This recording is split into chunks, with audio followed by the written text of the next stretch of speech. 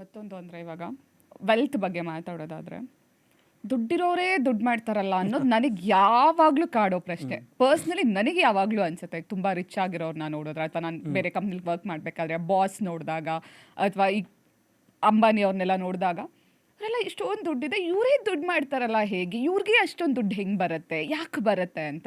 But ನನಗೆ ದುಡ್ಡಿರೋರು ದುಡ್ಡಿನ ಬಗ್ಗೆ ಹೇಗೆ ಯೋಚನೆ ಮಾಡ್ತಾರೆ ಅನ್ನೋದು ಗೊತ್ತಿಲ್ಲ. ಇವಾಗ ನಮಗೆ ಬಿಕಾಸ್ ನಮ್ಮ ಹತ್ರ ಇಲ್ಲ, ಸೊ ಹಾಗಾಗಿ ಪ್ರತಿಯೊಂದು ರೂಪಾಯಿ ತುಂಬ ದೊಡ್ಡದು ಅನ್ಸುತ್ತೆ. ಯಾರೋ 500 ರೂಪಾಯಿ ಕೊಟ್ಬಿಟ್ರೆ ಅಬ್ಬಾ 500 ರೂಪಾಯಿ ಬಂದ್ಬಿಡ್ತಲ್ಲ ಅಂತ ಅನ್ಸುತ್ತೆ. ನಾವು ದುಡ್ಡನ್ನ ತುಂಬ ದೊಡ್ಡದು ಅಂತ ಯೋಚನೆ ಮಾಡ್ತೀವಿ. ಬಟ್ ದುಡ್ಡಿರೋರು ದುಡ್ಡನ್ನು ಹೇಗೆ ಯೋಚನೆ ಮಾಡ್ತಾರೆ sir? Okay, so it's about ಯೋಚನೆ ಅಂತ ವರ್ಡ್ ಹೇಳಿದ್ರಲ್ವ, that's a beautiful word. Thought process, ಅವ್ರು ಹೆಂಗೆ ಅದ್ರ ಬಗ್ಗೆ ಯೋಚನೆ ಮಾಡ್ತಾರೆ ಅನ್ನೋದೇ ಇಂಪಾರ್ಟೆಂಟು. ನಾನೊಬ್ಬರು ಆತ್ಮೀಯ ಇನ್ಸ್ಪೆಕ್ಟರ್ ಒಬ್ರು ಇದ್ದಾರೆ ನಮ್ಮ ಮೈಸೂರವರು.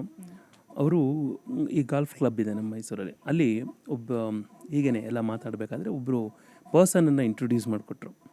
ಸೊ ನಾ ಅವತ್ತು ಅಲ್ಲೇ ಹೋಗಿದ್ದೆ. ಆ ಸಿಚುವೇಷನಲ್ಲಿ ಈಸ್ ಅ ಬಿಲಿಯನಿಯರ್ ಅಂತ ಇಟ್ಕೊಳ್ಳಿ, ಅಷ್ಟು ಒಳ್ಳೆ wealthy person and very humble, very spiritual one. ಅವರು ಹೋದ ತಕ್ಷಣವೇ ಹಿಂಗೆ ಸುರೇಶ್ ಶೈವ ಅಂತ ಹೇಳಿ ನಮ್ಮ ಪೊಲೀಸ್ ಟ್ರೈನರು ಹೌದು ಇವರು, ಹಾಗೆ ಪರಿಚಯ ಮಾಡಿಕೊಟ್ರು. ಸಡನ್ ಹೌದು ಇವ್ರದ್ದೆಲ್ಲ ವೀಡಿಯೋಸ್ಗಳೆಲ್ಲ ನೋಡಿದ್ದೀನಿ ನಾನು, ತುಂಬ ಚೆನ್ನಾಗಿ ಮಾತಾಡ್ತೀರ ಸರ್, ಹಂಗೆಲ್ಲ ಫುಲ್ ಹೇಳಕ್ಕೆ ಸ್ಟಾರ್ಟ್ ಮಾಡಿ ಫುಲ್ ಕ್ಲೋಸ್ ಆಗೋದು, ಡೇ ಒನ್ನಿಂದಾನೇ ಕ್ಲೋಸ್. ಸೊ ಅದಾದಮೇಲಿಂದ ಹೀಗೇ ಆ ಫ್ರೆಂಡ್ಶಿಪ್ ಹಾಗೆ ಕಂಟಿನ್ಯೂ ಆಯಿತು. ಅದಾದಮೇಲಿಂದ ಒಂದು 15-20 ದಿನ ಆಯಿತು. ನಮ್ಮ ಮೈಸೂರಲ್ಲಿ ಒಂದು ಮಾಲ್ ಆಫ್ ಮೈಸೂರು ಅಂತ ಹೇಳಿದೆ, ಅಲ್ಲೊಂದು ಸಲ ಯಾಕಂದ್ರೆ ಗಾಲ್ಫ್ ಕ್ಲಬ್ ಅಲ್ಲೇ ಹತ್ರನೇ ಬರುತ್ತೆ. ಸೊ ಬನ್ನಿ ಹಾಗೇ ಫ್ರೀ ಇದ್ರೆ ಅಂತ ಹೇಳಿದರು. So then I went and met him. So ಆ ಸಿಚುವೇಷನಲ್ಲಿ ಇಬ್ಬರು ಕುತ್ಕೊಂಡು ಮಾತಾಡ್ತಾ ಇದ್ದೋ, ಬಿಕಾಸ್ ಅವ್ರು ಯಾರನ್ನ ಬೇರೆಯವ್ರನ್ನ ಭೇಟಿ ಮಾಡಲಿಕ್ಕೆ ಅಲ್ಲೇ ಕರೆಸಿದ್ರು. He wanted me to introduce to them.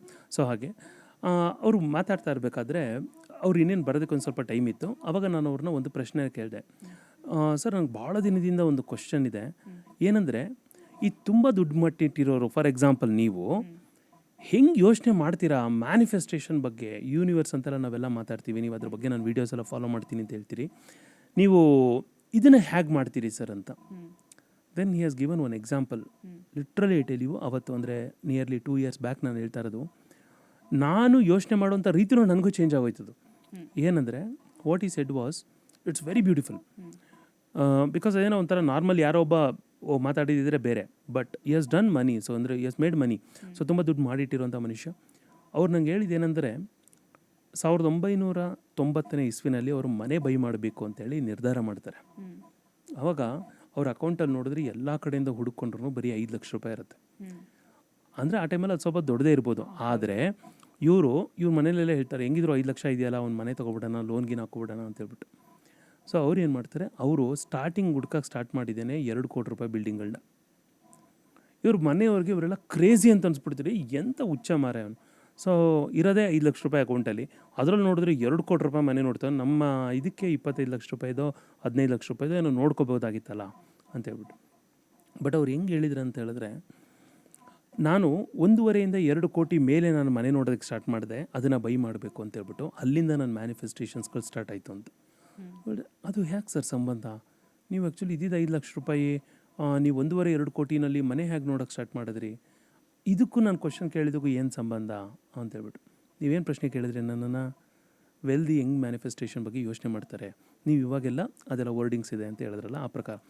ಆದರೆ ನಾನು ಹಿಂಗೆ ಯೋಚನೆ ಮಾಡ್ತೀನಿ ಅಂದರೆ, ನಿಮ್ಮ ಹತ್ರ ಏನಿದೆ ಅದಷ್ಟೇ ಅಮೌಂಟ್ ಸಾಕು, ನೀವು ಡೌನ್ ಪೇಮೆಂಟ್ ಕಟ್ಟಿದ್ರೆ ಮಿಕ್ಕಿದ ಫಂಡು ಯೂನಿವರ್ಸ್ ಮಾಡುತ್ತೆ ಅನ್ನೋ ನಂಬಿಕೆ ಇತ್ತು ಅಂದರೆ 100% ಅದಾಗುತ್ತೆ ಅಂತ.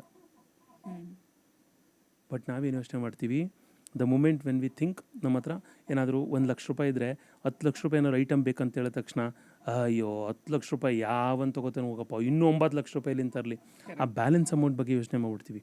ಬಟ್ ಅವ್ರು ಎಲ್ಲೂ ಹೇಳಿದ್ದು ಶಾರ್ಟ್ ಕಟ್ಸ್ಗಳ ಬಗ್ಗೆ ಅಲ್ಲ, ಅವ್ರು ಎಲ್ಲೂ ಹೇಳಿದ್ದು ಬ್ಲೈಂಡಾಗಿ ಮೈಂಡ್ಲೆಸ್ ಆಗಿ ಹೋಗ್ಬಿಟ್ಟು ಇನ್ವೆಸ್ಟ್ ಮಾಡಿ ಅಂತ ಹೇಳ್ಬಿಟ್ಟು ಅಲ್ಲ ಅವ್ರು ಹೇಳಿದ್ದು ಆ ನಂಬಿಕೆ ಬಗ್ಗೆ. ಇದು ನಮ್ಗೆ ಅರ್ಥ ಆಗಬೇಕಂತ ಹೇಳಿದ್ರೆ, ನಮ್ಮ ನಿಜ ಜೀವನದಲ್ಲೇ ತುಂಬ ಜನಗಳಿಂದ ನೋಡಿ, ಕೆಲವ್ರು ನಿಮ್ಮ ಹತ್ರ ಹೇಳ್ತಿರ್ತಾರೆ, ಆ ಮನೆ ಅದು ಹೆಂಗೆ ಕಟ್ತೆ ಅಂತಲೇ ಗೊತ್ತಿಲ್ಲ, ನನ್ನ ಅಕೌಂಟಲ್ಲಿ ಬರೀ 2 ಲಕ್ಷ ಐತವತ್ತು, ನೋಡಿದ್ರಿ 70-80 ಲಕ್ಷ ರೂಪಾಯಿ ಮನೆ ಕಟ್ಬಿಟ್ಟಿದ್ದೀನಿ. ಎಷ್ಟೊಂದು ಜನ ಹೇಳ್ತಾರದು, ಹೆಂಗಾಯ್ತಾಗಿದ್ರೆ. ಏನಂದರೆ ನಾನು ಅದಕ್ಕೆ ಯಾವಾಗಲೂ ಹೇಳ್ತಾ ಇರ್ತೀನಿ, ಇದೊಂದು ಮಾತನ್ನು ತುಂಬ ಗಮನ ಇಟ್ಕೊಂಡು ಕೇಳಿಸ್ಕೊಳ್ಳಿ. ನೀವು 1 ಹೆಜ್ಜೆ ಇಟ್ಟರೆ ಯೂನಿವರ್ಸು ನಿಮ್ಮ ಜೊತೆಗೆ 10 ಹೆಜ್ಜೆಗಳನ್ನು ಇಡುತ್ತೆ. ಆ 1 ಹೆಜ್ಜೆ ಇಡು ಅಂತ ಹೇಳ್ಬಿಟ್ಟು ಕಾಯ್ತಾ ಇರುತ್ತೆ ಅದಷ್ಟೇ. ನೀವು ಆ 1 ಹೆಜ್ಜೆ ಇಡಕ್ಕೆ ಸ್ಟಾರ್ಟ್ ಮಾಡಿದ್ರೆ ಸಾಕು, ಆಟೋಮೆಟಿಕ್ಕಾಗಿ ಆಗೋಗುತ್ತೆ. ನೀವು ಯಾವುದೇ ಈಗ ನೋಡಿ ಮದುವೆ ಮಾಡೋರು ಅದೇ ಎಕ್ಸಾಂಪಲು, ಅಯ್ಯೋ ಮದುವೆ ಎಲ್ಲ ಸಡನ್ನಾಗಿ ಫಿಕ್ಸ್ ಆಗೋಯ್ತು ಮಾರೆಯ, ನನ್ನ ಹತ್ರ ದುಡ್ಡೇ ಇರಲಿಲ್ಲ, ಅದು ಹೆಂಗಾಗೋಯ್ತು ದೇವರೇ ಮಾಡ್ಕೊಟ್ಬಿಟ್ಟ ಅಂತ ಹೇಳ್ತಾರೆ. ಹೌದು. ಅವ್ರಿಗೆ ಇನ್ನೂ ಗೊತ್ತಿರಲ್ಲ ದುಡ್ಡು ಹೆಂಗಾಯ್ತು ಮದುವೆ, ಧಾಮ್ ಧೂಮ್ ಅಂತ ಆಗೋಯ್ತು ಮದುವೆ ಅಂತ ಹೇಳ್ಬಿಟ್ಟು ಹೇಳ್ತಿರ್ತಾರೆ. ಅಂದರೆ ಯಾವ ಮನುಷ್ಯ ಆ ಹೆಜ್ಜೆನ ಇಡಕ್ಕೆ ಪ್ರಾರಂಭ ಮಾಡ್ತಾನೆ, ಯೂನಿವರ್ಸ್ ಅವನ ಜೊತೆಗೆ ಹೆಜ್ಜೆಗಳನ್ನು ಇಡಕ್ಕೆ ಪ್ರಾರಂಭ ಮಾಡುತ್ತೆ. ಬಟ್ ಮನುಷ್ಯ ಇಡಬೇಕಾದ್ರೆ ಹೆಜ್ಜೆನ ಪ್ರಥಮ ಹೆಜ್ಜೆನಲ್ಲೇ ಅವನು ಡೌಟಿಂದ ಸ್ಟಾರ್ಟ್ ಮಾಡಿದ್ರೆ ಇದಾಗತ್ತಾ ಆಗಲ್ವಾ ಅಂತ ಯೋಚನೆ ಮಾಡಿದ್ರೆ ದೆನ್ ಡೆಫಿನೆಟ್ಲಿ ವರ್ಕ್ ಆಗೋದಿಲ್ಲ ಅದು. ಅಂದರೆ ಒಬ್ಬ ವೆಲ್ದಿ ಆಗಿರುವಂಥವ್ರು ಯೋಚನೆ ಮಾಡೋದು ಅದೇ ಥರ. ನಾನೊಬ್ಬರು ಮಾರವಾಡಿ ಫ್ರೆಂಡ್ ಒಬ್ಬರು ಇದ್ದಾರೆ, ಅವ್ರನ್ನ ಕೇಳ್ತಾ ಇದ್ದೆ, ನೀವು ಹೆಂಗೆ ದುಡ್ಡು ಮಾಡ್ತೀರಾ ಮಾರೆ ಫಸ್ಟ್ ಅದನ್ನು ಹೇಳ್ಕೊಡಿ ಅಂತ. ಸೊ ಅವ್ರು ಏನು ಹೇಳೋರು ಅಂತ ಹೇಳಿದ್ರೆ, ಅವರಲ್ಲಿ ಕಮ್ಯುನಿಕೇಷನ್ ಚೆನ್ನಾಗಿರುತ್ತೆ, ಅಂದರೆ ಒಬ್ಬರಿಂದ ಒಬ್ರು ನೆಟ್ವರ್ಕಿಂಗ್ ಚೆನ್ನಾಗಿರುತ್ತೆ. ಅವ್ರು ಏನು ಹೇಳಿದ್ರು ಅಂತ ಹೇಳಿದ್ರೆ, ನಮ್ಮ ಹತ್ರ ಏನಾದರೂ ಸೇಲ್ ಮಾಡ್ಬೇಕಂತ ಹೇಳಿದ್ರೆ ನಾವು 1, 2 ಅಂತ ಹೇಳ್ಬಿಟ್ಟು ಸೇಲ್ ಮಾಡೋದಿಲ್ಲ. ಅವ್ನು ಯಾರೋ ನಮ್ಮ ಹತ್ರ ಸೆಲ್ ಮಾಡ್ತೀನಿ ಅಂತ ಬಂದರೆ ನಿನ್ನ ಹತ್ರ ಒಟ್ಟಿಗೆ ಎಷ್ಟಿದೆ ಅಂತ ಕೇಳ್ತೀವಿ ಅಂತ. ಫಸ್ಟ್ ಅವನ ಹತ್ರ ಬೈ ಮಾಡೋದು ಯೋಚನೆ ಮಾಡ್ತೀನಿ, ಆಮೇಲಿಂದ ನಾನು ಸೇಲ್ ಮಾಡೋದು ಯೋಚನೆ ಮಾಡ್ತೀನಿ ಅಂತ. ಅಂದರೆ ನನ್ನ ಹತ್ರ ಯಾವಾಗಲೂ ಸ್ಟಾಕ್ಗಳು ರೆಡಿ ಇರಬೇಕು ಅಂತೇಳಿ. ಆದರೆ ನಾರ್ಮಲ್ ಮನುಷ್ಯ ಹೆಂಗೆ ಯೋಚನೆ ಮಾಡ್ತಾನಂದರೆ, ನನಗೆ ಒಂದು ಸ್ವಲ್ಪ ಸಾಕಪ್ಪ, ಆಮೇಲೆ ವಾಪಸ್ ಯಾವನ್ ರಿಸ್ಕ್ ತೊಗೋತಾನೆ, ಈ ರಿಸ್ಕ್ ಎಲ್ಲ ನಮ್ಮಂಥವ್ರಿಗಲ್ಲ, ನಾವೆಲ್ಲ ರಿಸ್ಕ್ ತೊಗೋಬಾರ್ದು ಅಂತ ಅಂದ್ಕೊಂಡು ಅವನು ಬರೀ ರಿಸ್ಕೇ ತೊಗೊಳ್ಳೋದಿಲ್ಲ. ಹಾಗಾಗಿ ಅವ್ನ ಲೈಫಲ್ಲಿ ಅವ್ನು ಬೆಳೆಯೋದೇ ಇಲ್ಲ. Risk doesn't mean that heavy risk ತೊಗೊಳ್ಳೋದು ಅಂತ ಹೇಳ್ಬಿಟ್ಟಲ್ಲ. ಅದಕ್ಕೆ ಒಂದು ಬ್ಯೂಟಿಫುಲ್ ಮಾತಿದೆ, ಬೆಟ್ಟ ಹತ್ತೋ ರಿಸ್ಕ್ ತೊಗೋಬೇಕು ಹೊರತು ಎತ್ತೋ ರಿಸ್ಕ್ ತೊಗೋಬಾರ್ದು ಅಂತ. ಸೊ ನಾವು ಎಷ್ಟು ಮೇಲ್ಗಡೆಯಿಂದ ಬಿದ್ದರೆ ನಮ್ಗೆ ಏಟಾಗಲ್ಲ, ಫಸ್ಟ್ ಅಲ್ಲಿವರೆಗೆ ಹತ್ತಬೇಕು. ನಮ್ಮದು ಬಿದ್ದಾಗ ಆ ನೋವನ್ನ ತಡೆಯುವಂಥ ಕೇಪಬಿಲಿಟಿ ಜಾಸ್ತಿ ಆದಾಗ ಇನ್ನೊಂದು ಮೆಟ್ಲು ಹತ್ತಬೇಕು. ಆ ಪ್ರಕಾರವಾಗಿ ಹಾಕ್ಕೊಂಡು ಹೋದರೆ ಮಾತ್ರ ಮನುಷ್ಯ ಅವ್ನ ಪೀಕನ್ನು ರೀಚ್ ಆಗ್ತಾನೆ.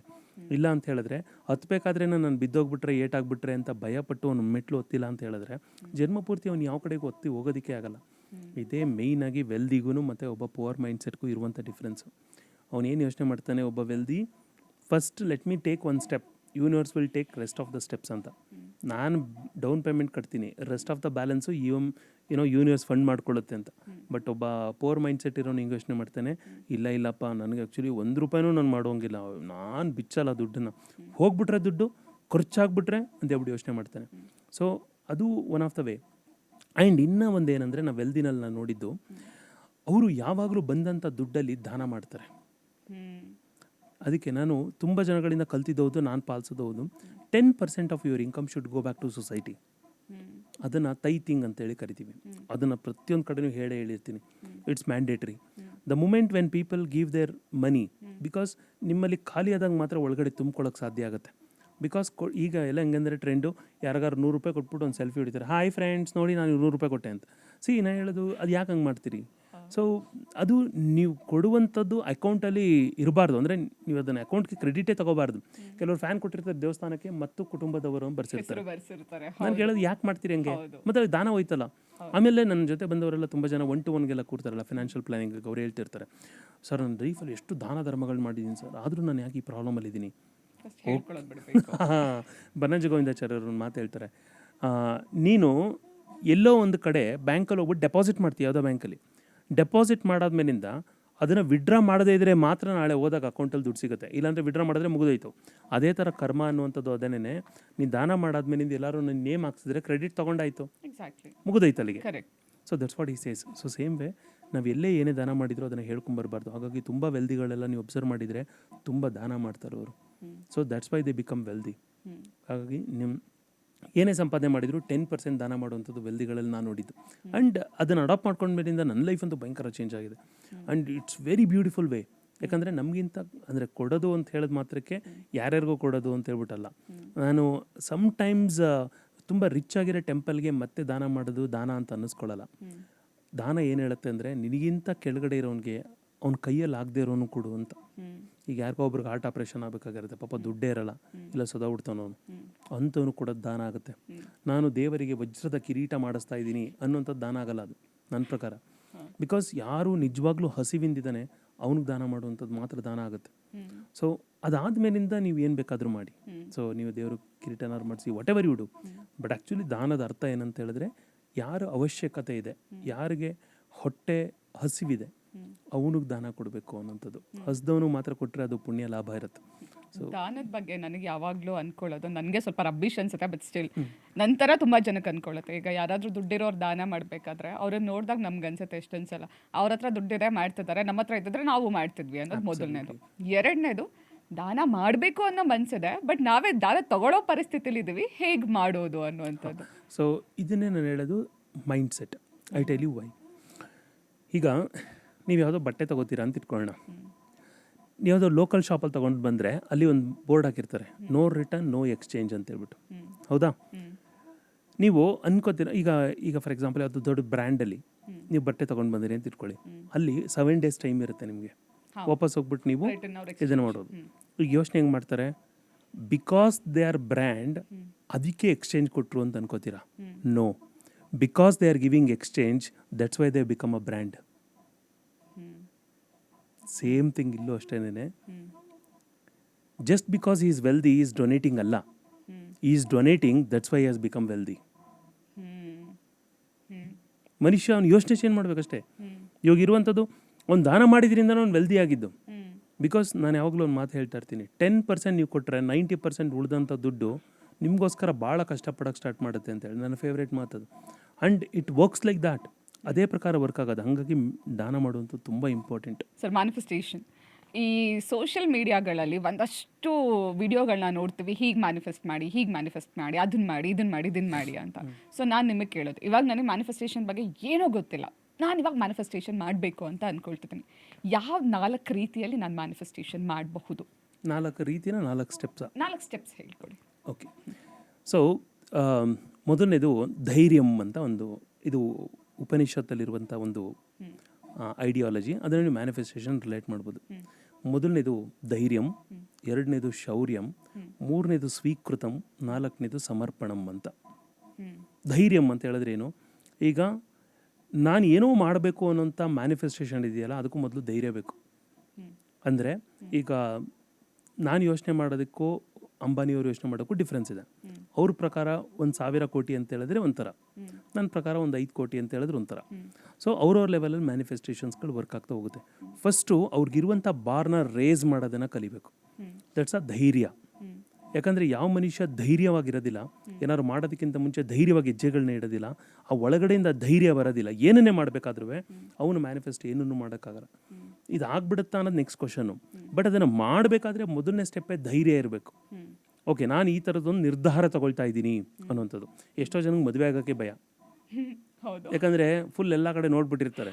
ಸೊ ಮದುವೆ ಆದವರಲ್ಲಿ 33% ಅಷ್ಟು ಇವತ್ತು ಡಿವೋರ್ಸ್ ರೇಟ್ ಇದೆ ಅಂತ ಹೇಳ್ಬಿಟ್ಟು, ಮದುವೆ ಆಗೋದು ಬೇಡ, ಡಿವೋರ್ಸ್ ಮಾಡ್ಕೊಳ್ಳೋದು ಬೇಡ ಅಂತ ಹೇಳ್ಬಿಟ್ಟು ಬಿಟ್ಬಿಟ್ಟಿರ್ತಾರೆ.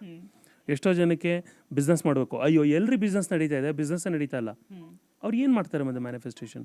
ಸೊ ಯಾವುದೇ ಒಂದು ವಿಷಯಕ್ಕಾಗಿರಲಿ, ಈಗ ಕೆಲವ್ರಿಗೆ ಏನು ಗೊತ್ತಾ, ಧೈರ್ಯ ಅಂತ ಹೇಳಿದ್ರೆ, ನನ್ನ ಸ್ಟೂಡೆಂಟ್ಸ್ಗಳು ಕೆಲವರೆಲ್ಲ ನನ್ನ ಜೊತೆ 1-to-1 ಬಂದು ಕೂತ್ಕೊಂಡವರೆಲ್ಲ ಮಾತಾಡ್ತಿರ್ತಾರೆ. ಸರ್ ಇವಾಗ ನನಗೇನು ಗೊತ್ತಾ ಸರ್, ದುಡ್ಡು ಸಂಪಾದನೆ ಮಾಡೋಕ್ಕೆ ಬೇಜಾರಿಲ್ಲ ಸರ್, 30% ಟ್ಯಾಕ್ಸ್ ಹೋಗ್ಬಿಡ್ತಲ್ಲ ಅದಕ್ಕೆ ಬೇಜಾರು ಅಂತ. ದಡ್ಡ, ಮೊದಲು ಸಂಪಾದನೆ ಮಾಡೋ ಮಾರಾಯ ನೀನು. ಸೊ ಅದಾದಮೇಲಿಂದ ನಿನ್ನ ಕಡೆಗೆ ಎಷ್ಟು ಬರುತ್ತೆ ಅದನ್ನು ನೋಡು. ಮತ್ತು ನೀನು 30% 40% ಗೌರ್ಮೆಂಟ್ ಕೊಡಬೇಕು ಅಂತ ಯಾಕೆ ಯೋಚನೆ ಮಾಡ್ತಿ? ಅವ್ರಿಗೆ ಕೊಡಬೇಕಲ್ಲ ಅನ್ನೋ ಈರ್ಷೆಯಿಂದ ನೀನು 60 ರೂಪಾಯಿ ಕಳ್ಕೊತಾ ಇದೆಯಾ. But people are not. ಈ ಫ್ಯಾಕ್ಟಲ್ಲಿ ಇದು ನಡೆಯುತ್ತೆ. ಸರ್ ನಾನೇನಾದರೂ ಇದನ್ನು ಮಾಡಿದೆ ಅಂದರೆ 25% ಅವ್ನು ಕಮಿಷನ್ ಕೊಡಬೇಕಲ್ಲ ಸರ್, ಅದಕ್ಕೆ ನಾನು ಮಾಡ್ತಾ ಇಲ್ಲ. And people think like that. ನಾನು ಹೇಳೋದು, ನೀವು ಅಲ್ಲಿವರೆಗೂ ಎಲ್ಲಿ ತನಕ ಅದು ಯೋಚನೆ ಮಾಡ್ತಾ ಇರ್ತೀರಿ, ಅಲ್ಲೇ ಉಳ್ಕೊಂಡ್ಬಿಟ್ಟಿರ್ತೀರಿ. ಅದಕ್ಕೆ ಮೊದಲನೇದು ಧೈರ್ಯ. ನೀವು ಏನೇ ಮಾಡಬೇಕಂತ ಹೇಳಿದ್ರು ಧೈರ್ಯ ಅನ್ನೋಂಥದ್ದು ತುಂಬ ಇಂಪಾರ್ಟೆಂಟ್. ನಾನು ಹೇಳಿದ್ನಲ್ಲ, 1 ಹೆಜ್ಜೆ ನೀವು ಇಡೀ ಯೂನಿವರ್ಸ್ ನಿಮ್ಮ ಜೊತೆ 10 ಹೆಜ್ಜೆ ಇಡುತ್ತೆ, ಇದು ಸತ್ಯ. ಬಟ್ ಆ 1 ಹೆಜ್ಜೆ ಇಡೋಕ್ಕೆ ನಾನು ಧೈರ್ಯ ಮಾಡಿಲ್ಲ ಅಂತ ಹೇಳಿದ್ರೆ ದೆನ್ ಇಟ್ಸ್ ಗಾನ್. ಯಾರೊಬ್ಬ ನಿಮ್ಗೆ ಅವಾಗ ಮದುವೆದ ಎಕ್ಸಾಂಪಲ್ ಕೊಟ್ಟನಲ್ಲ, ಅವನು ಧೈರ್ಯ ಮಾಡಿರ್ತಾನೆ, ಪಾಪ ಅವ್ನು ಬಡವ ಇರ್ತಾನೆ, ಬಟ್ ಧೈರ್ಯ ಮಾಡಿರ್ತಾನೆ, ಬಟ್ ಹೆಂಗೋ ಹೋಗುತ್ತೆ ಅವ್ನಿಗೆ. ಒಬ್ಬಂಗೆ ಯಾರಿಗೋ ಜಾಬ್ ಬೇಕು, ಅವ್ನು ಇಂಟರ್ವ್ಯೂ ಅದು ಹೆಂಗೆ ಅಟೆಂಡ್ ಮಾಡ್ದ ಅಂತ ಗೊತ್ತಿರೋದಿಲ್ಲ, ಬಟ್ ರಪ್ ಅಂತ ಆಗೋಗಿರುತ್ತೆ. ಅಯ್ಯೋ ಅದು ಹೆಂಗೆ ಆನ್ಸರ್ ಮಾಡಿದೆ ಮಾರೆ ನನಗೆ ಗೊತ್ತಿಲ್ಲ ಅಂತ. ಬಿಕಾಸ್ ಯಾವಾಗ ಅವನು ಯೂನಿವರ್ಸ್ನ ನಂಬಿ ಧೈರ್ಯದಿಂದ 1 ಹೆಜ್ಜೆ ಇಡ್ತಾನೆ, ಯೂನಿವರ್ಸ್ ಅವನ ಜೊತೆಗೆ 10 ಹೆಜ್ಜೆನ ಇಡೋದಕ್ಕೆ ಸ್ಟಾರ್ಟ್ ಮಾಡುತ್ತೆ. ಇದು ಮೊದಲನೇದು ಧೈರ್ಯ. ಎರಡನೇದು ಶೌರ್ಯಂ ಅಂತ ಹೇಳ್ಬಿಟ್ಟು. ಶೌರ್ಯಂ ಅಂತ ಹೇಳಿದ್ರೆ ಯಾವಾಗಲೂ ಮನಸ್ಸು ಕೇಳ್ಕೋಬೇಕು ನಾವು. ಈಗ ಏನೋ ಒಂದು ಪ್ರಾಬ್ಲಮ್ ಬಂತು, ಏನೋ ಒಂದು ಸ್ಟ್ರಗಲ್ ಬಂತು, ಅವಾಗ ಈ ಹಿಂದೆನೂ ಈ ಥರ ಪ್ರಾಬ್ಲಮ್ ಬಂದಿತ್ತಾ ಇಲ್ವಾ? ಪ್ಯಾಟರ್ನ್ ಬೇರೆ ಇರ್ಬೋದು, ಬಟ್ ಬಂದಿತ್ತಾ ಇಲ್ವಾ? ಬಂದಿತ್ತು. ಅದರಿಂದ ನೀನು ಆಚೆ ಬಂದಿಯಾ ಇಲ್ವಾ? ಬಂದಲ್ಲ. ಸೊ ಈ ಹಿಂದೆ ಇದ್ದಂಥ ಪ್ರಾಬ್ಲಮಿಂದ ಆಚೆ ಬಂದಿದೆಯಾ ಅಂತ ಹೇಳಿದ್ರೆ, ಇವಾಗಿರುವಂಥ ಪ್ರಾಬ್ಲಮಿಂದ ನೀನು ಆಚೆ ಬರ್ತೀಯಾ. ಅದಕ್ಕೆ ನೀನು ಆ ಶೌರ್ಯ ಇರಬೇಕು ಒಳಗಡೆ ಅಂತೇಳಿ.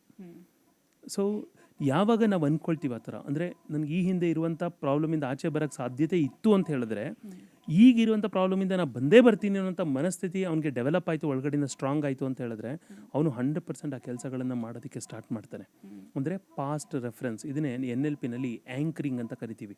ಅಂದರೆ ಮನುಷ್ಯ ಯಾವಾಗಲಾರು ಒಂದು, ಈಗ ತುಂಬ ಜನಕ್ಕೆ ಸ್ಟೇಜ್ ಫಿಯರ್ ಇರುತ್ತೆ. ಹೌದು. ಏನಂದರೆ ಎಲ್ಲರೂ ಹೋಗ್ಬಿಟ್ಟು ಮಾತಾಡಿ ಅಂತ ಹೇಳಿದ್ರೆ ಫುಲ್ಲು ಭಯ ಆಗ್ಬಿಟ್ಟಿರುತ್ತೆ ಅವ್ರಿಗೆ, ಕೈಕಾಲೆಲ್ಲ ನಡ್ಗಕ್ಕೆ ಸ್ಟಾರ್ಟ್ ಆಗ್ಬಿಟ್ಟಿರುತ್ತೆ.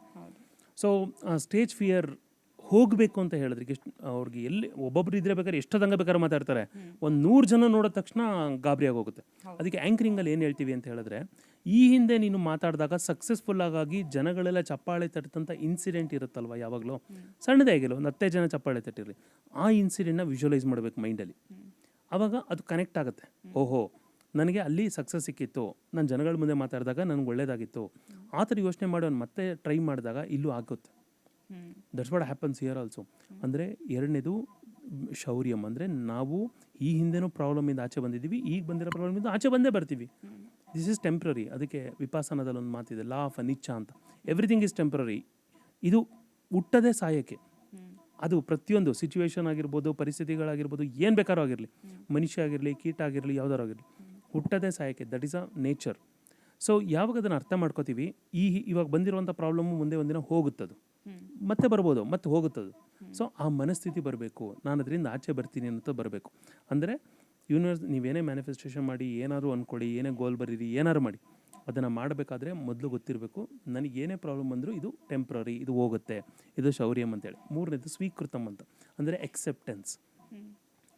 ಈಗ ಸ್ಪಿರಿಚುಯಾಲಿಟಿನಲ್ಲಿ ಒಂದು ಮಾತು ಹೇಳ್ತೀವಿ, ನೀವು ಏನನ್ನೇ ಮಾಡೋಕ್ಕೆ ಮುಂಚೆ ಅದನ್ನು ಆ್ಯಸ್ ಇಟ್ ಈಸ್ ಒಪ್ಕೋಬೇಕು ಅಂತ.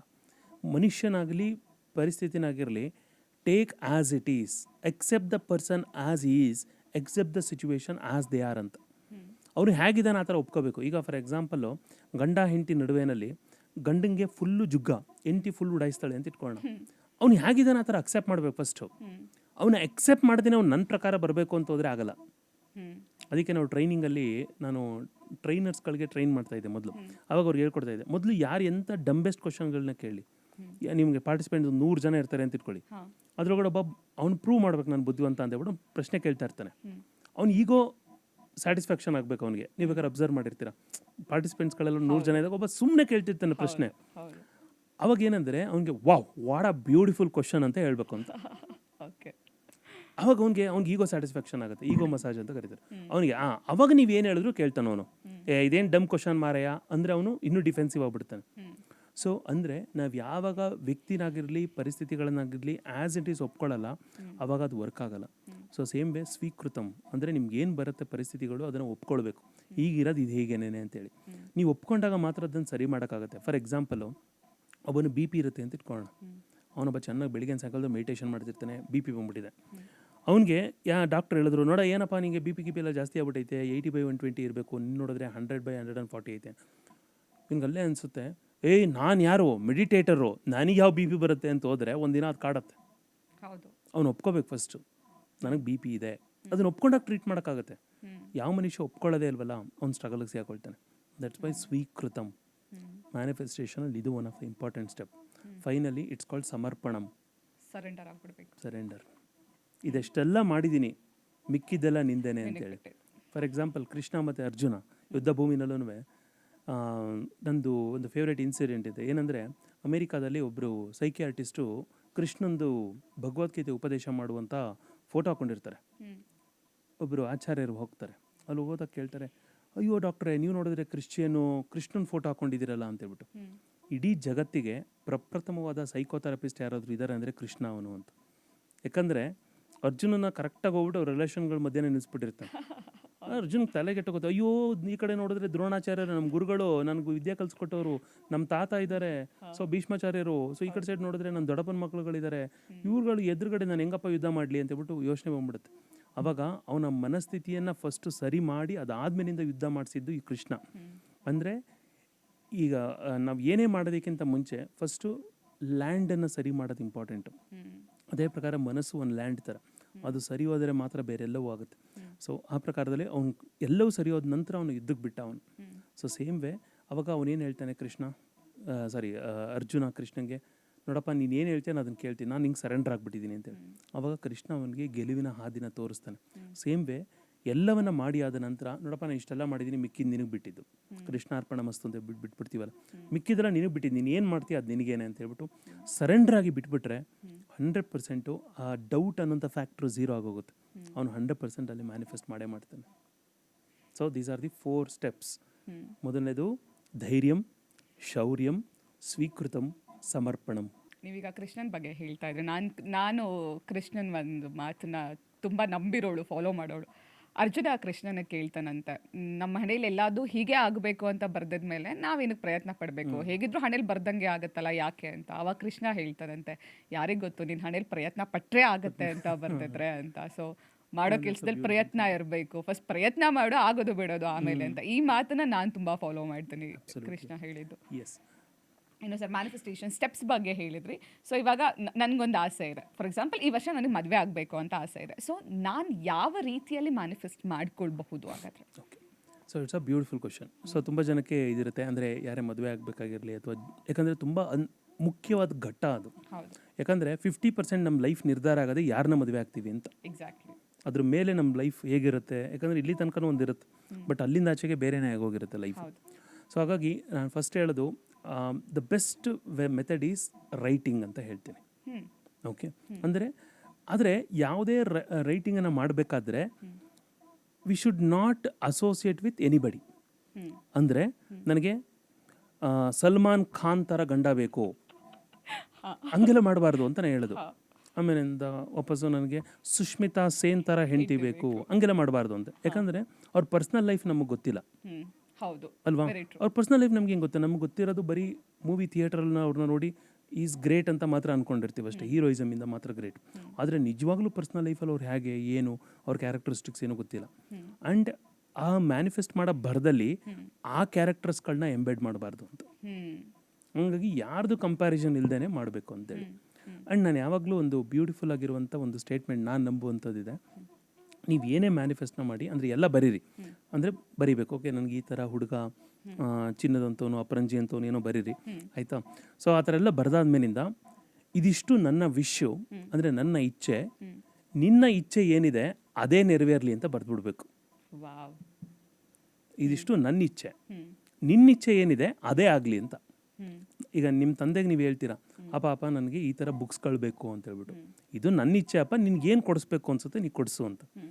ಬಿಕಾಸ್ ನೀವು ಸಣ್ಣವರಾಗಿದ್ದಾಗ ನಿಮ್ಮ ಅಪ್ಪಂಗೆ ಚೆನ್ನಾಗಿ ಗೊತ್ತಿರುತ್ತೆ ಯಾವುದು ಬೆಟರ್ ಕ್ವಾಲಿಟಿ, ಯಾವುದು ಒಳ್ಳೆಯದು. ನೀವು ನಿಮ್ಮ ಅಪ್ಪಂಗೆ ಏನಾದ್ರು ಹಠ ಮಾಡಿಬಿಟ್ಟು ಇಲ್ಲೇ ಎಲ್ಲ ನನಗೆ ಇದೇ ಬೇಕು ಹಿಂಗೇ ಬೇಕು ಅಂತಂದರೆ ಅವ್ರು ಏನು ಮಾಡ್ತಾರೆ ಪಾಪ, ಅದೇ ಕೊಡಿಸ್ತಾರೆ. ಸೊ ಹಾಗಾಗಿ ಇನ್ಸ್ಟೆಡ್ ನೀವು ಚಾಯ್ಸ್ ಕೊಟ್ಟಾಗ ಭಗವಂತಂಗೆ, ಹೈಯರ್ ಇಂಟೆಲಿಜೆನ್ಸ್ಗೆ, ಅದು ನಿಮ್ಮನ್ನು ಸರಿದಾರಿನಲ್ಲಿ ಕರ್ಕೊಂಡೋಗಕ್ಕೆ ಟ್ರೈ ಮಾಡುತ್ತೆ. ಅದಕ್ಕೆ ಯಾವ್ದು ಕರೆಕ್ಟ್ ಅನ್ಸುತ್ತೆ ಅದನ್ನು ಕೊಡೋಕ್ಕೆ ಟ್ರೈ ಮಾಡುತ್ತೆ. So that's why it is also one of the method goal writing ಅಥವಾ ನೀವು ವಿಶಸ್ ರೈಟಿಂಗ್, ಕಂಟಿನ್ಯೂಸ್ ಆಗಿ ಬರೆಯೋದ್ರಿಂದ. Because hand writing is the mind writing. ನಮ್ಮ ತಲೆ ಒಳಗಡೆ ಇರೋದನ್ನ ನಾವು ಬರೀಬೇಕು. ಹಾಗಾಗಿ ನಾನು ಮೋದಿಯವರಿಂದ ಒಂದು ಕಲ್ತಿದ್ದೀನಿ. ಆಮೇಲೆ ಇವಾಗ ಈ ಪಕ್ಷದವನು ಆ ಪಕ್ಷದವನು ಅಂತ ಹೇಳ್ಬಾರ್ದು, ಬಿಕಾಸ್ ನಾನು ಯಾವ ಪಕ್ಷದವನು ಅಲ್ಲ, ವ್ಯಕ್ತಿತ್ವದಲ್ಲಿ ನಾನು ಇಷ್ಟಪಡ್ತೀನಿ ಅಷ್ಟೇ ಅವ್ರನ್ನ. ಅವ್ರು ಏನಂದರೆ ಒಂದು ಇಂಟರ್ವ್ಯೂನಲ್ಲಿ ಅವ್ರು ಹೇಳಿದರು, ವೆರಿ ಬ್ಯೂಟಿಫುಲ್ ಇಟ್ ಈಸ್. ಅವ್ರು ಹೇಳ್ತಾರೆ, ಅವ್ರಿಗೆ ಏನೇ ಬೇಜಾರಾದಾಗ, ಏನೇ ಇರಿಟೇಟ್ ಆದಾಗ, ಯಾರೇ ಕೋಪ ಮಾಡ್ಕೊಂಡು ಅವ್ರ ಬಗ್ಗೆ ಏನೇ ಮಾತಾಡಿದಾಗ ಅವ್ರು ಯಾರಿಗೂ ರಿಯಾಕ್ಟ್ ಮಾಡಲ್ಲ ಅಂತೆ. ಅದನ್ನು ಸುಮ್ಮನೆ ಒಂದು ಪೇಜಲ್ಲಿ ಕೂತ್ಕೊಂಡು ಬರೀತಾರಂತೆ. ಅದು ಆಮೇಲೆ ಅದನ್ನು ಓದೋಕ್ಕೂ ಹೋಗಲ್ಲ, ಹರಿದು ಎಸ್ಬಿಡ್ತಾರೆ. ಸೊ ಅದನ್ನೇ hand writing is the mind writing. ನಾವು ಏನು ಅನ್ಸುತ್ತೆ ಅದನ್ನು ವ್ಯಕ್ತಪಡಿಸ್ಬೇಕು, ನಾವೇನು ಅನಿಸುತ್ತೆ ಅದನ್ನು ಪೇಪರ್ ಒಳಗಡೆ ಹಾಕಬೇಕು. ಇಲ್ಲ ಅಂತ ಹೇಳಿದ್ರೆ ನಾವು ಅದನ್ನು ವ್ಯಕ್ತಪಡಿಸಿಲ್ಲ ಅಂತ ಹೇಳ್ಬಿಟ್ಟು ಹೇಳಿದ್ರೆ, ಅಂದರೆ ನಾವು ಅದನ್ನು ಎಲ್ಲೋ ಒಂದು ಕಡೆ ವೆಂಟ್ ಔಟ್ ಅಂತ ಕರಿತೀವಿ, ಅದಕ್ಕೊಂದು ವೆಂಟ್ ಕೊಟ್ಟಿಲ್ಲ ಅಂತ ಹೇಳಿದ್ರೆ ಅದು ಪ್ರೆಷರಾಗಿ ಕಾಡೋಕ್ಕೆ ಸ್ಟಾರ್ಟ್ ಆಗುತ್ತೆ. ಆ ಪ್ರೆಷರ್ ಒಂದಿನ ಡಿಸೀಸಾಗಿ ಕಾಡೋಕ್ಕೆ ಸ್ಟಾರ್ಟ್ ಆಗುತ್ತೆ. That's why it's writing is the best method. ಎಷ್ಟು ಬಾರಿ ಬರಿಬೇಕು ಅಥವಾ ಎಲ್ಲಿವರೆಗೂ ಬರಿಬೇಕು, ಯಾವಾಗ ಬರಿಬೇಕು? ಸೊ ಇದಕ್ಕೆ ಎಂಥ ರೂಲ್ ಇಲ್ಲ. ಓಕೆ, ನಿಮ್ಗೆ ಯಾಕಂದರೆ ಬಟ್ ನಾನು ಪ್ರಿಫರಬಲಿ ಹೇಳೋದೇನೆಂದರೆ ಅರ್ಲಿ ಮಾರ್ನಿಂಗ್. ಬಿಕಾಸ್ ನಮಗೆ ಆಲ್ಫಾ ಬೀಟಾ ತೀಟಾ ಡೆಲ್ಟಾ ಅಂತೇಳಿ ನಮ್ಮ ಮೈಂಡ್ ವೇವ್ಸ್ಗಳಿರುತ್ತೆ. ನಾವು ಬೀಟಾ ಸ್ಟೇಟಿಂದ ಮತ್ತೆ ಆಲ್ಫಾ ಸ್ಟೇಟಿಂದ ಬೀಟಾ ಸ್ಟೇಟಿಗೆ ಬರ್ತಾ ಇರ್ತೀವಿ. ಅಂದರೆ ಆಲ್ಫಾ ಅಂದರೆ ನಿದ್ರಾ ಸ್ಥಿತಿ ಅಂತ ಇಟ್ಕೊಳ್ಳಿ. ಅಲ್ಲಿಂದ ನಾವು ಎಚ್ಚರ ಸ್ಥಿತಿಗೆ ಬರಬೇಕಾದ್ರೆ ಇನ್ನೂ ಸಬ್ಕಾನ್ಷಿಯಸ್ ಲೆವೆಲ್ ಕನೆಕ್ಷನ್ ಚೆನ್ನಾಗಿರುತ್ತೆ. ಆ ಟೈಮಲ್ಲಿ ಬರೆಯೋದು ಒಳ್ಳೆಯದು. ಮತ್ತು ನೈಟ್ ಮಲಗೋದಕ್ಕೆ ಮುಂಚೆ ಇನ್ನೇನು ಮಂಪರು ಸ್ಥಿತಿ ಅಂತ ಇರುತ್ತೆ, ಇನ್ನೇನು ತೂಕಡಿಸ್ತಾ ಇರ್ತೀವಲ್ಲ, ಆ ಟೈಮಲ್ಲಿ ಬರೆಯೋದು ಒಳ್ಳೆಯದು. ಬಿಕಾಸ್ ಆ ಟೈಮಲ್ಲಿ ಸಬ್ಕಾನ್ಷಿಯಸ್ಗೆ ತುಂಬ ಚೆನ್ನಾಗಿ ನಡೆಯುತ್ತೆ. ಇನ್ನೂ ಒಂದು ಮೆಥಡ್ ಇದೆ, ಏನಂದರೆ ಅಫರ್ಮೇಷನ್ ಅಂತ ಕರೀತಾರೆ. ಈ ಅಫರ್ಮೇಷನ್ಸ್ಗಳನ್ನೆಲ್ಲ ಏನು ಮಾಡ್ತಾರೆ ಹೇಳಿ ಜನಗಳೆಲ್ಲ, ಯಾವುದೋ ಒಂದು ಯೂಟ್ಯೂಬಲ್ಲಿ ಯಾರೋ ಒಬ್ರು ಹೇಳಿರೋದನ್ನ I am rich, I am healthy ಅಂತೇಳ್ಬಿಟ್ಟು ಹಾಕೋತಾರೆ. ಎಕ್ಸಾಕ್ಟ್ಲಿ, ಹೌದು. ಬಟ್ ಅದು ತಪ್ಪದು ಅಂತ ನಾನು ಹೇಳೋದು. ಹಾ. ಯಾಕೆ ಅಂದರೆ ಅವ್ನು ಯಾರೋ ಐ ಆಮ್ ವೆಲ್ದಿ ಅಂದರೆ ನೀವು ಹೆಂಗೆ ವೆಲ್ದಿ ಆದ್ರಿ? ಅವ್ನು ಯಾರೋ ಹೆಲ್ದಿ ಅಂದರೆ ನೀವು ಹೆಲ್ದಿ ಏನೇ ಹೇಳಿದ್ರು ನೀವು ಹೇಗೆ ವೆಲ್ದಿ ಆದ್ರಿ? ಬಟ್ ನಿಮ್ಮ ವಾಯ್ಸಲ್ಲಿ ನೀವು ರೆಕಾರ್ಡ್ ಮಾಡಬೇಕು, because your sub conscious recognises your voice. ನಿಮ್ಮ ವಾಯ್ಸ್ನ ನೀವು ರೆಕಾರ್ಡ್ ಮಾಡಿ, ಅಂದರೆ ನಿಮ್ಗೆ ಯಾವ ಥರ ಬೇಕು ಅದನ್ನು so just put it and then sleep ಅಷ್ಟೇ. That is also one of the method. ಅಂದ್ರೆ ಪ್ರತಿದಿನ ರೆಕಾರ್ಡ್ ಮಾಡಬೇಕಾ? ಅಲ್ಲಲ್ಲ, ಒನ್ ಡೇ ರೆಕಾರ್ಡ್ ಮಾಡಿ you can so leave it for some time. Okay. ಅಂದರೆ ಸ್ವಲ್ಪ ಟೈಮ್ ಕೊಡಬೇಕು ಅದಕ್ಕೂ. ಹಾಂ. ಅಂದರೆ ಅರೌಂಡ್ ನನ್ನ ಪ್ರಕಾರ 21 days is the most ideal. ಇವತ್ತು ಬರೆದ್ಬಿಟ್ಟು ನಮ್ದು ಸಾಯಂಕಾಲ ನೋಡಬಾರ್ದು. ನಾನು ಹೇಳಿದ್ನಲ್ಲ, $1,000 ಸ್ಟಾಕ್ ಮಾರ್ಕೆಟಲ್ಲಿ ಇನ್ವೆಸ್ಟ್ ಮಾಡಿಬಿಟ್ಟು CNBC 18 ನೋಡಬಾರ್ದು ಅಂತ. ಸೊ ಹಾಗೆ ಇವತ್ತು ಬರೆದ್ಬಿಟ್ಟು ಎಲ್ಲ ಹುಡುಗ ಬರಲಿಲ್ಲ ಇನ್ನೂ ಅಂತ ಹೇಳ್ಬಿಟ್ಟು ಬಾಗಿಲು ತೆಗಿಯೋಕ್ಕಾಗಲ್ಲ ನಾವು ಅಲ್ವಾ? ಸೊ ಬೆಳಿಗ್ಗೆ ಬರೆದ್ಬಿಟ್ಟು ವಾಪಸ್ ಬಾಗಿಲ ಹತ್ರನೇ ನೋಡೋದಕ್ಕೂ ಆಗಲ್ಲ. You have to give some time. So ಅದನ್ನು ಟೈಮ್ ಕೊಟ್ಟರೆ ಡೆಫಿನೆಟ್ಲಿ ಆಗುತ್ತೆ. ಅಂದ್ರೆ ಈಗ ಬರೆದು ಬಿಟ್ಟು ಅದನ್ನ 21 days ಹಾಗೆ ಎತ್ತಿಡಬೇಕು, ಡೈಲಿ ಬರಿಬೇಕು ಅನ್ನೋ ನೆಸೆಸಿಟಿ ಇಲ್ಲ. ಅಲ್ಲ, ನಾನು ಹೇಳ್ತಾರೆ 21 days ಬರಿಬೇಕು ಅಂತ. 21 days ಕಂಟಿನ್ಯೂಸ್ ಆಗಿ ಬರಿಬೇಕು. Okay. So that is also one of the way that helps. ಯಾಕಂದರೆ ತುಂಬ ರಿಸಲ್ಟ್ಸ್ ಕೊಟ್ಟಿರುವಂಥ ಮೆಥಡ್ ಅದು. ಓಕೆ, ಬೆಸ್ಟ್ ಮೆಥಡ್ ಅದು ರೈಟಿಂಗ್. ಬೇರೆ ಎಲ್ಲ ಟೆಕ್ನಿಕ್ಗಳಿಗಿಂತ ತುಂಬ ಚೆನ್ನಾಗಿ ವರ್ಕ್ ಆಗುವಂಥದ್ದು ನಾನು ನೋಡಿದ್ದದು. ಓಕೆ, ಬಿಕಾಸ್ ಅವಾಗ ಏನಂದರೆ ನೀವು ತುಂಬ ಮೈಂಡ್ಫುಲ್ ಆಗಿರ್ತೀರ. ಬೇರೆ ಏನೇ ಕೆಲಸ ಮಾಡಿದ್ರು ಮೈಂಡ್ ಬೇರೆ ಕಡೆ ಇರುತ್ತೆ. ಬಟ್ ನೀವು ಬರಿಬೇಕಾದ್ರೆ ಮಾತ್ರ ಆದಷ್ಟು ನಿಮ್ಮ ಮೈಂಡ್ ಅಲ್ಲೇ ಇರುತ್ತೆ. ಆ್ಯಂಡ್ ನಾ ಏನು ಹೇಳ್ತೀನಿ, ಆದಷ್ಟು ಕ್ಯಾಪಿಟಲ್ ಲೆಟ್ರಲ್ಲಿ ಬರೀರಿ ಅಂತೇಳಿ ಎಲ್ಲನೂ. ಯಾಕೆ ಗೊತ್ತಾ, ನೀವು ಸ್ಮಾಲ್ ಲೆಟ್ರಲ್ಲಿ ಬರೆಯೋದಾಯಿತು ಅಂತ ಹೇಳಿದ್ರೆ ನಿಮ್ಮ ಮೈಂಡ್ ಸ್ವಲ್ಪ ಆ ಕಡೆ ಹೋಗೋಕ್ಕಿರುತ್ತೆ. ಆದರೆ ನಿಮ್ಗೆ ಎಲ್ಲವನ್ನ ಕ್ಯಾಪಿಟಲ್ ಲೆಟ್ರಲ್ಲಿ ಬರೆಯುವಂಥ ಅಭ್ಯಾಸ ನೀವು ಮಾಡ್ಕೊಂಡಿರೋದಿಲ್ಲ. ಸೊ ಯಾವಾಗ ಎಲ್ಲ ಕ್ಯಾಪಿಟಲ್ ಲೆಟ್ರಲ್ಲಿ ಬರ್ಕೊಂಡಿರೋದಿಲ್ಲ ಅವಾಗ ನೀವು ಕಾನ್ಷಿಯಸ್ ಆಗ್ತೀರಾ ಸ್ವಲ್ಪ, ಅಂದರೆ ಪ್ರಜ್ಞೆ ಇಟ್ಕೊಂಡು ಬರೀತೀರಾ ಅಂತ. ಹಾಗಾಗಿ ಕ್ಯಾಪಿಟಲ್ ಲೆಟ್ರಲ್ಲಿ ಬರೆಯುವಂಥದ್ದು ಒಳ್ಳೆಯದು. ಇನ್ನೊಂದಷ್ಟು ಡೌಟ್ಸ್ ಇರುತ್ತೆ ಸರ್. ಇವಾಗ ಪಾಡ್ಕಾಸ್ಟ್ ನೋಡ್ಬೇಕಾದ್ರೆ ತುಂಬ ಜನ ಅನ್ಕೊಳ್ತಾರೆ, ಖಾಲಿ ಪೇಪರಲ್ಲಿ ಬರಿಬೇಕಾ ಅಥವಾ ಲೈನ್ ಇರೋ ಪೇಪರಲ್ಲಿ ಬರಿಬೇಕಾ, ಅಥವಾ ಬರೆದ್ಮೇಲೆ 21 days ಆದ್ಮೇಲೆ ಅದನ್ನು ಏನು ಮಾಡಬೇಕು? ಅದನ್ನು ಬರ್ನ್ ಮಾಡ್ಬೋದು. ನೀವು ಯಾವ ಪೇಪರಲ್ಲಾದರೂ ಬರೀರಿ, ಬಾಂಡ್ ಪೇಪರಲ್ಲಾದರೂ ಬರೀರಿ. ಸೊ ಯು ಕ್ಯಾನ್ ಸೊ ನಿಮ್ಗೆ ಎಲ್ಲಿ ವಿಷ್ ಅನ್ಸುತ್ತೆ ಅದರಲ್ಲಿ ಬರೀರಿ, ಒಟ್ಟಿನಲ್ಲಿ ಬರೀರಿ. ಅವ್ನು ಯಾವ ಕಲರ್ ಗಿಲ್ಲರ್ ಅಂತಿಲ್ಲ. ಅಲ್ಟಿಮೇಟ್ಲಿ ಬರೆಯೋದು ಇಂಪಾರ್ಟೆಂಟ್ ಅಷ್ಟೇ, ಆಯಿತಾ? ಸೊ ನಾವು ಬರೆದಾಗ ಎಲ್ಲವೂ ಆಗುತ್ತೆ. ಬರೆಯೋದಕ್ಕೆ ಮುಂಚೆನೇ ಯಾವುದ್ರಲ್ಲಿ ಬೇಕಾದರೂ ಬರಿಬೋದು. ಅದರೊಳಗಡೆ ಯಾವುದೇ ರಿಸ್ಟ್ರಿಕ್ಷನ್ಸ್ಗಳು ನನ್ನ ಪ್ರಕಾರ ಇಲ್ಲ. ಬಿಕಾಸ್ ನನ್ನ ಸ್ಟೂಡೆಂಟ್ಸ್ಗಳಿಗೆಲ್ಲ ಒಳ್ಳೆ ರಿಸಲ್ಟ್ಸ್ಗಳು ಬಂದಿರುವಂಥದ್ದು ಅದರಿಂದ. ಇನ್ನು ಮ್ಯಾನಿಫೆಸ್ಟೇಷನ್ ಎಲ್ರಿಗೂ ವರ್ಕ್ ಆಗುತ್ತಾ? ಮತ್ತು ಎಲ್ಲ ಟೈಪ್ ಆಫ್ ಮ್ಯಾನಿಫೆಸ್ಟೇಷನ್ ಕೂಡ ಎಲ್ರಿಗೂ ವರ್ಕ್ ಆಗುತ್ತಾ? ಇದು ಡಿಪೆಂಡ್ಸ್ ಆನ್ ಇಂಡಿವಿಜುವಲ್. ಅವ್ರು ಯಾವ ಲೆವೆಲ್ ಇಂಟೆನ್ಸಿಫಿಕೇಷನಿಂದ ಅದನ್ನು ಮಾಡಿರ್ತಾರೆ ಅಂತನೂ, ಮತ್ತು ಎಷ್ಟೋ ಅವ್ರು ಅದ್ರ ಬಗ್ಗೆ ಡೌಟ್ ಇರಲ್ಲ ಅಂತ. ನಂಬಿಕೆ ಅದೊಂದು ಸರೆಂಡರ್ನೆಸ್ ಅಂತ ಹೇಳಿದ್ನಲ್ಲ, ಅದ್ರ ಮೇಲೆ.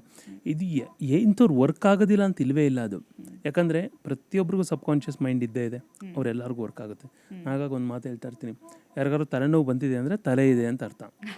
ಸೊ ಸೇಮ್ ವೇ ಯಾರಿಗಾದ್ರೂ ಯೋಚನೆಗಳು ಬರ್ತಾ ಇದೆ ಅಂದರೆ ಮ್ಯಾನಿಫೆಸ್ಟೇಷನ್ ಖಂಡಿತವಾಗ್ಲೂ ಮಾಡೋಕ್ಕೆ ಸಾಧ್ಯ ಅವರು. ಓಕೆ, ಅದು 1000% ಸಾಧ್ಯ. ಮ್ಯಾನಿಫೆಸ್ಟೇಷನ್ ಅಂದರೆ ಏನಿಲ್ಲ, ಅದು ವೈಭವೀಕರಿಸುವಂಥದ್ದು ಏನಿಲ್ಲ. It's a science. ನಾವು ಏನನ್ನ ಪದೇ ಯೋಚನೆ ಮಾಡ್ತೀವಿ, ನಿಜ ಜೀವನದಲ್ಲಿ ಅದಾಗುತ್ತೆ. ಅದಕ್ಕೆ ಯೂನಿವರ್ಸು ಸಪೋರ್ಟ್ ತಗೋತೀವಿ ಅಷ್ಟೇ. ಸೊ ನೀವು ವೆಲ್ತ್ ಎಕ್ಸ್ಪರ್ಟ್ ಆಗಿರೋದ್ರಿಂದ, ಫೈನಾನ್ಷಿಯಲ್ ಎಕ್ಸ್ಪರ್ಟ್ ಆಗಿರೋದ್ರಿಂದ, ಸೊ ಈಗ ಅದ್ರ ಬಗ್ಗೆ ಮಾತಾಡದೆ ಪಾಡ್ಕಾಸ್ಟ್ ಮುಗ್ಸೋಕ್ಕಾಗಲ್ಲ. ಸೊ ಹಾಗಾಗಿ ಹೇಳ್ತಿದ್ದೀನಿ, ಆ್ಯಂಡ್ ನನಗೂ ಅವಶ್ಯಕತೆ ಇದೆ ಟಿಪ್ಸ್, ಹಾಗಾಗಿ ಕೇಳ್ತಾ ಇದ್ದೀನಿ. ಒಂದು ಸ್ವಲ್ಪ ಯಾವ್ದಾದ್ರು ಫೈನಾನ್ಷಿಯಲ್ ಟಿಪ್ಸ್ಗಳನ್ನ ಕೊಡ್ಬೋದಾ ಸರ್ ನಮಗೆ? ಓಕೆ, ನಾನೊಂದು 3 ಟಿಪ್ಸ್ಗಳನ್ನ ಹೇಳ್ತೀನಿ. C, most people don't over spend on things, they over spend on emotions ಅಂತ. ನಾನು ಅದೇ ಮಾಡೋದು, ಆಯಿತಾ?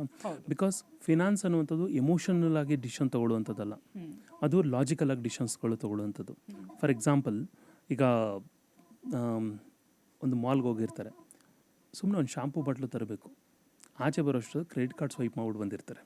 ಹೌದು, $50 ಶಾಂಪೂ ಥರ ಜಾಗದಲ್ಲಿ 5,000 ಉಜ್ಜಿರ್ತಾರೆ. ಹೌದು. ಸೊ ಯಾಕಾಗುತ್ತೆ? Because that's not a logical spending ಅಥವಾ ಓವರ್ ಸ್ಪೆಂಡಿಂಗ್ ಅಲ್ಲ, ಪ್ರಾಬ್ಲಮ್ ಅಲ್ಲ, ಅದು ಎಮೋಷ್ನಲ್ ಸ್ಪೆಂಡಿಂಗ್ ಅದು. ಆಮೇಲೆ ಮನೆಗೆ ಬಂದಮೇಲೆ ತಲೆ ಜಜ್ಕೋತಿರ್ತಾರೆ, ಯಾಕೆ ತಗೊಬಂದಪ್ಪ ಇದನ್ನು ಅಂತ. ನಾನು ಹಾಗೆ ಮಾಡೋದು. ಸೊ ಇದನ್ನು ಅವಾಯ್ಡ್ ಮಾಡೋದಕ್ಕೆ ಒಂದು ಟಿಪ್ಸ್ ಹೇಳ್ತೀನಿ. ನೀವು ಯಾವುದೇ ಮಾಲ್ಗೆ ಹೋಗಿ ಅಥವಾ ಏನಾದ್ರು ತೊಗೊಂಡ್ಮೇಲೆ $10 ಜಾಗದಲ್ಲಿ $20 ತೊಗೊಳ್ಳಿ, ತೊಂದರೆ ಇಲ್ಲ. ಹೋಗೋಕ್ಕೆ ಮುಂಚೆ ಬರ್ಕೊಂಡು ಹೊಡೋಬೇಕು, ಲಿಸ್ಟ್ ಮಾಡ್ಕೋಬೇಕು. ಕರೆಕ್ಟ್. ಇದರಲ್ಲಿ ಇಲ್ವಾ, ಅವ್ನು $100 $50 ಕೊಡ್ತೀನಿ ಅಂಗಲಿ, ಅಥವಾ ಅದನ್ನು $10 ಕೊಡ್ತೀನಿ ಅಂದರೆ ನಾನು ತೊಗೊಳ್ಳಲ್ಲ. ಅದರೊಳಗಡೆ ನನಗೆ ಇನ್ನು ಬೇಳೆ 1 kg ಬರ್ತಿದ್ರೆ ಅಷ್ಟೇ ತೊಗೊಂಬರ್ಬೇಕು ನಾನು. ಅಲ್ಲೋಗ್ಬಿಟ್ಟು ಬೇಳೆ 50 kgದ ಆಫರ್ ಹಾಕಿದ್ದೇನೆ ಅಂತ 50 kg ತರಬಾರ್ದು. ಸೊ ನೀವು ಯಾವಾಗ ಬರ್ಕೊಂಡು ಹೋಗ್ತೀರಿ, ನೀವೊಂದು ಸ್ಟ್ರೀಮ್ ಒಂದೇ ಟೈಮ್ ಕಷ್ಟ ಆಗ್ಬೋದು, 2ನೇ ಟೈಮ್ ಕಷ್ಟ ಆಗ್ಬೋದು, but it becomes a habit to you. And ನೀವು ಯಾವಾಗ ಅದನ್ನು ಫಾಲೋ ಮಾಡ್ತೀರಿ, ದೆನ್ ಡೆಫಿನೆಟ್ಲಿ ಅದು ಹೆಲ್ಪ್ ಆಗುತ್ತೆ. ಅದಕ್ಕೆ ನಾನು ಹೇಳಿದ್ದು, ಒಂದು ಓವರ್ ಸ್ಪೆಂಡಿಂಗ್ ಇಶ್ಯೂ ಇಲ್ಲ ಜನಗಳಿಗೆ, ಎಮೋಷ್ನಲ್ ಸ್ಪೆಂಡಿಂಗ್ದು ಪ್ರಾಬ್ಲಮ್ ಇರುವಂಥದ್ದು. ನಂಬರ್ 2 ಟಿಪ್ ಏನಂತ ಹೇಳಿದ್ರೆ, ಜನಗಳಿಗೆ ಎಲ್ಲರಿಗೂ ತುಂಬ ಹೈಯರ್ ಇನ್ಕಮ್ ಇರೋರಿಗೆ ಪೂರ್ ಕ್ಯಾಶ್ ಫ್ಲೋ ಇರುತ್ತೆ. ಓಕೆ. ನಾವು ಅನ್ಕೋತೀವಿ ಜನಗಳು ತುಂಬ ದುಡ್ಡಿಲ್ಲದೆ ಇರೋರು ಮಾತ್ರ ಪ್ರಾಬ್ಲಮ್ ಅಂತ ಹೇಳ್ಬಿಟ್ಟು. ಬಟ್ ನಾನು ಅಬ್ಸರ್ವ್ ಮಾಡಿರೋದು ಏನಂದರೆ, ನೋಡೋಕ್ಕೆ ಅವ್ರಿಗೆ 40 ಲಕ್ಷ 50 ಲಕ್ಷ ಆ್ಯನಮ್ ಪ್ಯಾಕೇಜ್ ಇರುತ್ತೆ, ಬಟ್ ಅವ್ರ ಪೋರ್ಟ್ಫೋಲಿಯೋದಲ್ಲಿ 10 ಲಕ್ಷ ರೂಪಾಯಿ ಮೇಂಟೈನ್ ಮಾಡಿರೋದಿಲ್ಲ ಅವರು. ಅಲ್ಲೇ ಎಲ್ಲಿದೆ 2 ಲಕ್ಷ EMI ಹೋಗ್ತಾ ಇರುತ್ತೆ. ಕರೆಕ್ಟ್. ಆಯಿತಾ? So which is not theirs. So ಅದಕ್ಕೆ ಹೇಳ್ತಾ ಇದ್ದೆ, ಬ್ಯಾಂಕಲ್ಲಿ ಎಲ್ಲಿ ತನಕ ಸಾಲ ತೊಗೊಂಡಿರ್ತೀರಿ, ಮನೆ ಓನರ್ ನೀವೆಲ್ಲ ಬ್ಯಾಂಕ್ ಓನು ಅಂತ. ಸೊ ಅವ್ನು ನಿಮ್ಗೆ ಇರ್ಸಿದ್ದಾನೆ ಅಷ್ಟೇ, ನೀವು ಬ್ಯಾಂಕ್ಗೆ ಅದನ್ನು ಕಟ್ತಾ ಇರ್ತೀರ. ಸೊ ಹಾಗಾಗಿ ತುಂಬ ಪೂರ್ ಕ್ಯಾಶ್ ಫ್ಲೋ ಇಟ್ಕೊಳ್ಳುವಂಥದ್ದು ಭಾಳ ತಪ್ಪು. ನಿಮ್ಮದು ಹೈ ಇನ್ಕಮ್ ಇರಲಿ ಲೋ ಇನ್ಕಮ್ ಇರಲಿ, ಆಲ್ವೇಸ್ ಪೋರ್ಟ್ಫೋಲಿಯೋ ಮಾಡುವಂಥದ್ದು very essential. That's a second tip. Third tip ಏನಂತ ಹೇಳಿದ್ರೆ, having a term insurance and health insurance, very essential. ತುಂಬ ಜನ ಹತ್ರ ಪ್ಲಾನಿಂಗ್ ಎಲ್ಲ ಕೂತಾಗ ಟರ್ಮ್ ಇನ್ಶೂರೆನ್ಸ್ ಮತ್ತು ಹೆಲ್ತ್ ಇನ್ಶೂರೆನ್ಸ್ಗೆ ನಾನು ಹೇಳ್ತಾ ಇರ್ತೀನಿ ಅವ್ರಿಗೆ, 40 ವರ್ಷ ಆಗಿರುತ್ತೆ, ಇನ್ನೂ 1 ಪೈಸಾ ಅವ್ರು ಟರ್ಮ್ ಇನ್ಶೂರೆನ್ಸ್ ತೊಗೊಂಡಿರಲ್ಲ, 1 ರೂಪಾಯಿ ಅವ್ರ ಹತ್ರ ಹೆಲ್ತ್ ಇನ್ಶೂರೆನ್ಸ್ ಇರೋದಿಲ್ಲ. ಅವರೆಲ್ಲ ಏನು ಮಾಡ್ತಾರೆ ಗೊತ್ತಾ, ಹಾಸ್ಪಿಟಲಲ್ಲಿ ನಿಂತ್ಕೊಂಡಾಗ ಅಲ್ಲಿ ಇವ್ರಿಗೆ ಕೈಕಾಲು ಬೇಡ್ಕೊಂಡ್ಬಿಟ್ಟು ಫೋನ್ ಮಾಡ್ತಿರ್ತಾರೆ. ಅದಾದಮೇಲಿಂದ ಅವರು ಬಡ್ಡಿಗೆ ದುಡ್ಡು ತೊಗೊಂಡು ಬರ್ತಾರೆ. ನಾನು ಹೇಳೋದು, ಅಲ್ಲಿವರೆಗೂ ಯಾಕೆ ಕಾಯ್ತೀರಿ? ಅದಕ್ಕೆ ಹೇಳ್ತಾ ಇರ್ತೀನಿ, ಹಾಸ್ಪಿಟಲಲ್ಲಿದ್ದಾಗ ನೀವು ಯಾರು ಯಾವ VIP ಅಂತ ಯಾರು ಕೇಳಲ್ಲ. Sir how do you pay ಅಂತ ಕೇಳ್ತಾರೆ. ಚೆಕ್ಕಲ್ಲಿ ಪೇ ಮಾಡ್ತೀರಾ, ಕ್ಯಾಶಲ್ಲಿ ಪೇ ಮಾಡ್ತೀರಾ, ಇಲ್ಲ ಕ್ರೆಡಿಟ್ ಕಾರ್ಡಲ್ಲಿ ಪೇ ಮಾಡ್ತೀರಾ ಅಂತ ಕೇಳ್ತಾರೆ. That's why having a health insurance is very important and term insurance is very important. These are the 3 tips one has to follow ಮಾಡಲೇಬೇಕು. ಇನ್ನು ನೀವು ಸ್ಪಿರಿಚುವಲ್ ಬಗ್ಗೆ ಕೂಡ ಹೇಳ್ತೀರಾ, ಸ್ಪಿರಿಚುವಾಲಿಟಿ ಬಗ್ಗೆ ಟೀಚ್ ಮಾಡ್ತೀರಾ. ಸೊ ಸ್ಪಿರಿಚುವಾಲಿಟಿ ಬಗ್ಗೆ 3 tips. Heal what hurted you, otherwise you will hurt the people who didn't hurt you ಅಂತ. Very true. ನಿಮ್ಮನ್ನು ನೀವು ಹೀಲ್ ಮಾಡ್ಕೊಂಡಿಲ್ಲ ಅಂದರೆ, ನಿಮ್ಮನ್ನ ಹರ್ಟ್ ಮಾಡಿದವ್ರನ್ನ ಹರ್ಟ್ ಮಾಡ್ತೀರಿ ನೀವು. ಆ ಹರ್ಟ್ನ ಫಸ್ಟು ಹೀಲ್ ಮಾಡಬೇಕು through forgiveness, through meditation, through tithing and so through all the spiritual practices. ನಿಮ್ಮ ಮಂತ್ರ ಪ್ರಾಕ್ಟೀಸ್ ಮಾಡ್ತೀರಿ, ಏನು ನಿಮ್ಮ ರಿಚುವಲ್ಲು, ನಿಮ್ಮ ರಿಲಿಜಿಯನ್ ಯಾರು ಏನು ನಂಬ್ತಾರೆ ಅದ್ರ ಪ್ರಕಾರ ಅವ್ರು ಮಾಡಬೇಕಾದ್ರೆ it has to go out. ಅದು ಹೋಗ್ಬೇಕದು, ವೆಂಟ್ ಬೇಕದಕ್ಕೆ.